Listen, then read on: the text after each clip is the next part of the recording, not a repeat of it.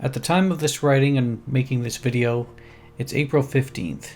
It's a week following the total solar eclipse of 2024 that many people have been looking forward to for a long time. In my case, I had that day marked down since my first total eclipse experience back in 2017. That experience has gotten me hooked on them, and I very much enjoy viewing both annular and total solar eclipse events. I will try to see as many as I can in my life because I thoroughly enjoy viewing them that much. Today, I'll give a recap of how the 2024 event went from my close-to-home area in southern Ontario. I must admit, in the morning, some major regret was sinking in because of the cloud, and I was wondering how big of a mistake I had made by not traveling for this event. In effect, the process to view solar eclipses is inverse storm chasing. Your priority is getting to clear skies at all costs.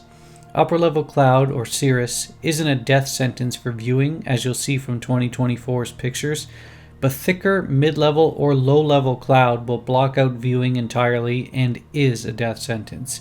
It's to be avoided as best as possible. Based on the lowest chances for cloud cover by climatology, my original plans years ago were to head to Texas to view the solar eclipse. Mexico by climatology provided the best odds for lowest cloud cover, but Texas, more specifically Dallas, would be both the cheapest option and best probability chances within that budget. The Totality line would pass directly over the city, so anywhere along that line, and especially heading toward the southwest, would offer the best viewing by climatology chances. I changed my mind about a year out for two reasons. The first was due to the risk of severe weather or a strong low pressure system providing cloud cover over a large area in that path line, and the second was because viewing prices for flights and hotels were much higher than I thought, even for a year out.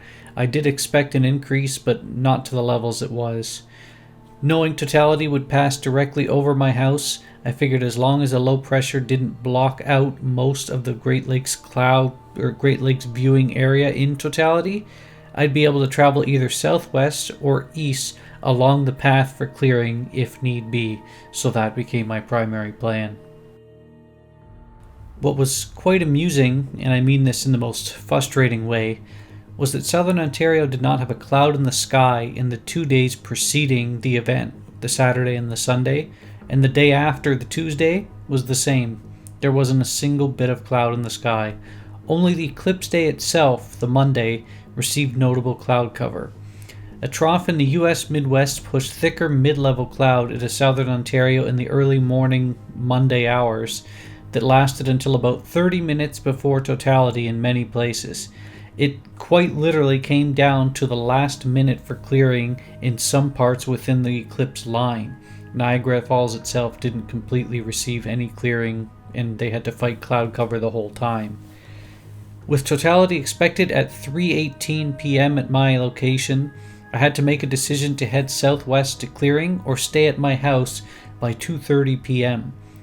Looking south of my location, I could see clear skies, so with the uncertainty that clearing might not reach my area in time, I ultimately made the choice to drive about 25 minutes to the southwest and ended up setting up in an area that had both clearing ongoing and an older road turned temporary parking lot.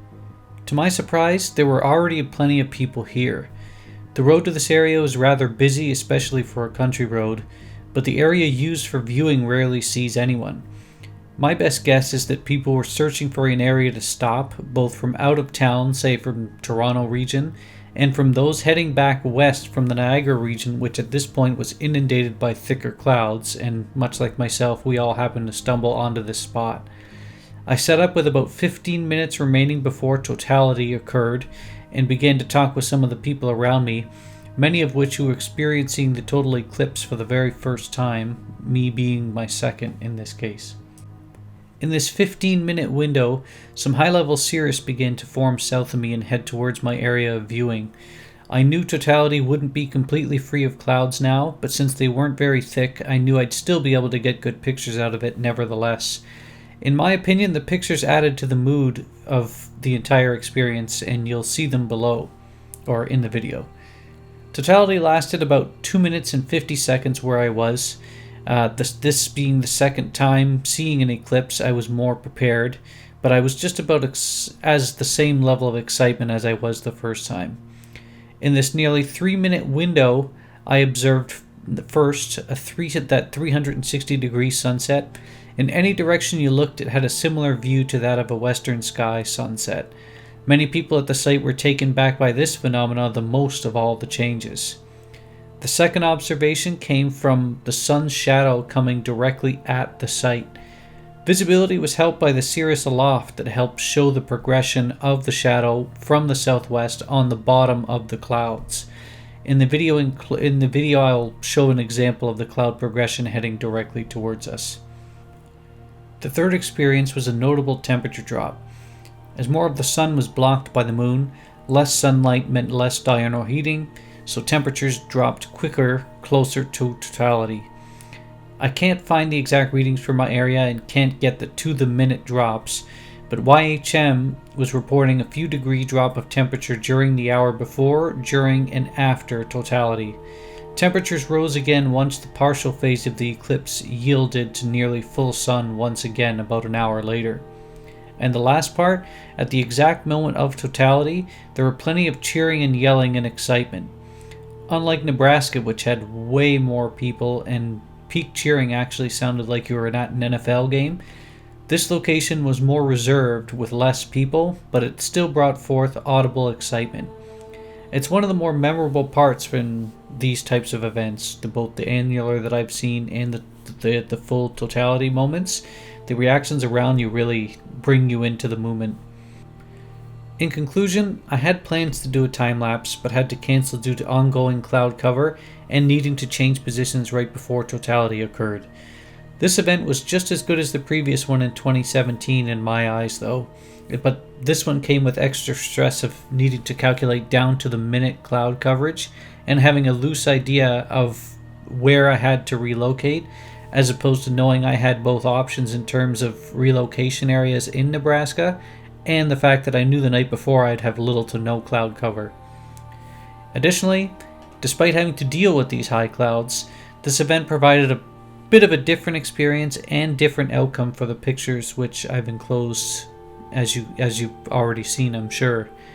I now have seen a clear sky eclipse and a partially clouded one with very different outcomes in the pictures.